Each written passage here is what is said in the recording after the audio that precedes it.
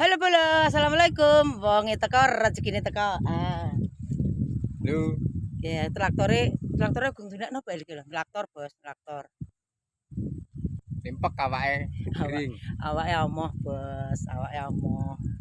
Iki dilarani to, dilarani. Dilarani piye kok disuruh tangga. Ya to? Heeh. Traktor, Bos, traktor. Iki jatahe kan ning nggonku tejane syuting iki mengko. Karo jauh.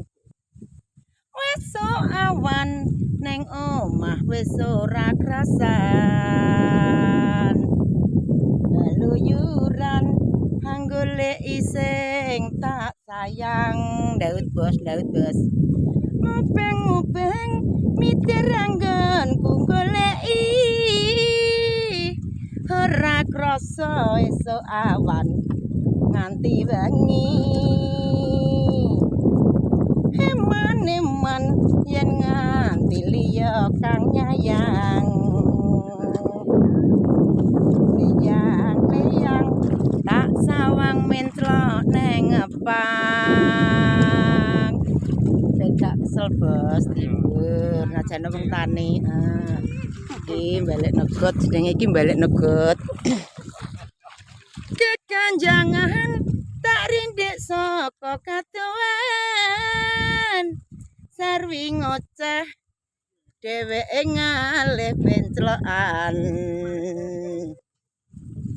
Wile kae tak jaluk mbok aja ngeceh. Podang kuning agawe pikirku komeng.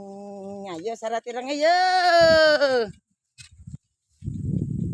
Sarat ireng tak sawang katon manise. Ibu bunga yen kelakon nyanding slirane dendeng. Ora bakal hatiku bagi wong liyan. Yen si podang handutut ati kepranan. Kapit awake. Ora mendo atiku tan saya dodro.